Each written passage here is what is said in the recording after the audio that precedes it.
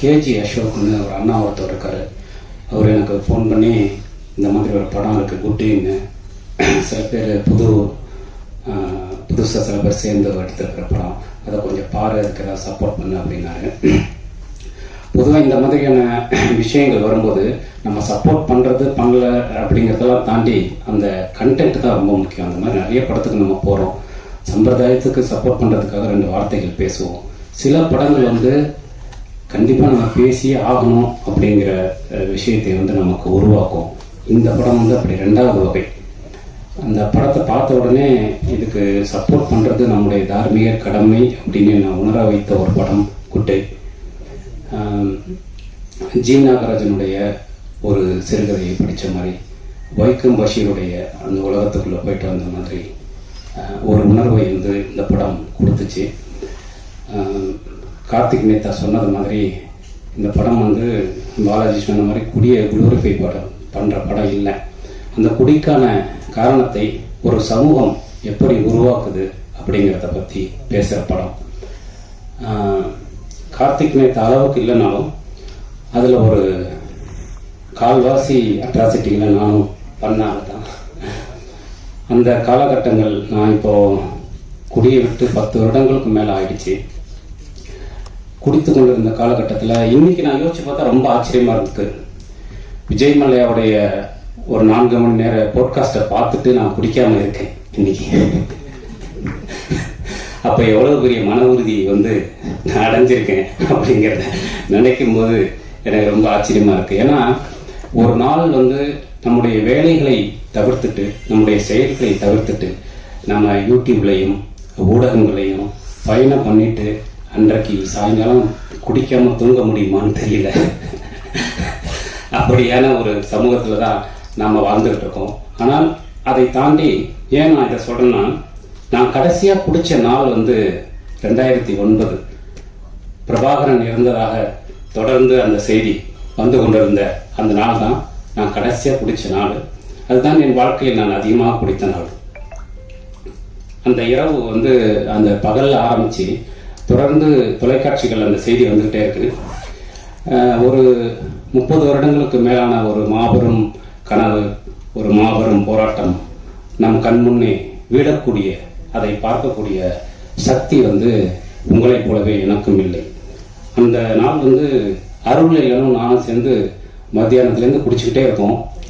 அருள்லையில் வந்து குடிச்சிட்டு தமிழகத்தின் அரசியலில், பத்திரிகைகளில், உயர் பொறுப்புகளில் இருக்கிறவங்களுக்கெல்லாம் ஃபோன் போட்டுக்கிட்டே இருக்கான் குடிச்சிட்டு.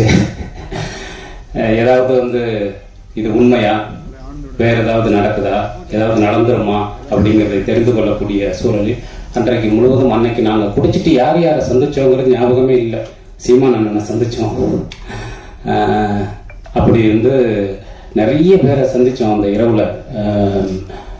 வைகோ அவர்களுக்கு பேசணும், நிறைய பேருக்கு வந்து பேசி அந்த இரவு முழுவதும் வந்து அந்த மறுநாள் விடிந்த பிறகு நான் அடைந்த மாபெரும் ஒரு குற்றமுணர்ச்சியின் பொருட்டாக நான் குடியை விட்டுவிட்டேன். அன்றிலிருந்து இன்று வரை நான் வந்து குடியை தொடுவதில்லை. ஏன்னா குடி வந்து நமக்கு மீண்டும் மீண்டும் குற்றமுணர்ச்சியை மட்டுமே கொடுத்து கொண்டிருக்கிறது. இந்த சமூகத்தை பற்றி நாம் வந்து கவலைப்படலாம், இந்த சமூகம் நமக்கு கொடுக்கிற அழுத்தத்தை பற்றி பேசலாம். ஆனால் சீர்திருத்தம் செய்வதற்கு செயல் மட்டும்தான் முக்கியம் அப்படிங்கிறது. அது எளிய செயலாக இருக்கலாம், வலிய செயலாக இருக்கலாம். அதுக்கு வந்து சைஸ் பெருசே இல்லை. சினிமாக்களையும் நான் அதை தான் தொடர்ந்து சொல்லிகிட்டே இருக்கேன். சின்ன படம் பெரிய படங்கிறது இல்லை, அது ஏற்படுத்தக்கூடிய தாக்கம் தான் முக்கியம். ஒரே ஒரு இதயத்தை ஒரு சினிமா மாற்றினால் அதுதான் பெரிய சினிமா அப்படின்னு நான் தொடர்ந்து சொல்லிக்கிட்டே இருக்கேன். அந்த மாதிரி நாம் செய்யக்கூடிய செயல்கள் தான், அது சிறியதாக இருந்தாலும் பெரியதாக இருந்தாலும், இந்த சமூகத்தை மாற்றுவதற்கான குறைந்தபட்ச அல்லது சக மனிதர்களை அன்பு செலுத்துவதற்கான குறைந்தபட்ச விஷயத்தை நாம் செய்ய வேண்டும். அதுதான் முக்கியம், குடி அல்ல என்பதை உணர்ந்த தருணத்திலிருந்து நான் குடியை விட்டுட்டேன். இந்த படமும் அதைத்தான் பேசுகிறது. இந்த படத்தை பார்த்து முடிக்கும் போது அந்த எண்ணம் நமக்குள் உருவாக்குறது. அதனால வந்து உண்மையிலேயே ஒரு சிறந்த படத்தை பார்த்த விஷயத்தை வந்து இந்த படம் கொடுத்தது. நிச்சயமா உங்களுக்கும் பிடிக்கும். நான் வந்து மலையாள சினிமாக்கெல்லாம் பார்க்கும்போது, குறிப்பாக சமீபத்தில் கூட இந்த அடிகோஸ் அமிகோஸ்ன்னு சுராஜ் வெங்கமூடு நடித்த படத்தை எல்லாம் பார்க்கும்போது இந்த மாதிரியான படங்கள் வந்து ஏன் தமிழ் சினிமாவில் வர்றதில்லைன்னு யோசிச்சிருக்கேன். அதுக்கு முக்கியமான காரணமாக எனக்கு தோன்றது என்னன்னா, புதுசாக வர்ற படைப்பாளிகள்கிட்ட ஒரு இன்னோசென்ஸ் இருக்கும், ஒரு அறியாமை இருக்கும், ஒரு ஃபார்மேட்டை உடைக்கக்கூடிய ஒரு தன்மை இருக்கும். அதை எல்லாருமா சேர்ந்து கெடுத்துருவோம் அவங்க மேல போடுற ப்ரெஷர்ல. அதனாலதான் நிறைய சினிமாக்கள் வந்து அதோடைய ஒரிஜினல் வர்றதில்லை அப்படின்னு நான் நினைக்கிறேன். இந்த படம் வந்து அப்படி இல்லாமல் ஒரு ஒரிஜினலான ஃபார்மேட்ல வந்திருக்கு. அது வந்து ரொம்ப நல்லா இருக்கு. அது ரொம்ப அழகான ஒரு படமா வந்திருக்கு.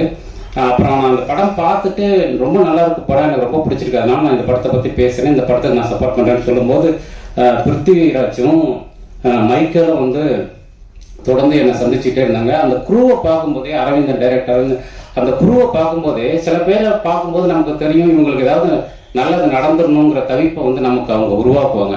அந்த மாதிரியான ஒரு குரு இவங்க கிட்டத்தட்ட 2-3 வருடங்களாக பாடுபட்டு இப்படியான ஒரு படத்தை உருவாக்கியிருக்காங்க. அதனால நிச்சயமா இந்த மாதிரியான படங்களுக்கு ஆதரவு அளிப்பது என்பது நம்முடைய கடமைன்னு நான் நினைக்கிறேன், ஊடகங்களுக்கான கடமைன்னு நான் நினைக்கிறேன். அதனால இந்த படத்தை வந்து நிச்சயமா உங்கள் படமாக எடுத்து கொண்டாடுங்கள் அப்படின்னு நான் கேட்டுக்கிறேன். கார்த்திக் நேதா வந்து நான் ரொம்ப வருஷமா ஃபாலோ பண்ணிட்டு இருக்கக்கூடிய ஒரு நண்பன். அவருடைய வளர்ச்சிங்கிறது இன்னைக்கு ரொம்ப முக்கியமான ஒரு விஷயமா பார்க்குறேன். அவ்வளவு அழகான பொயட்டிக் சென்ஸ் உள்ள ஒரு மனிதர்.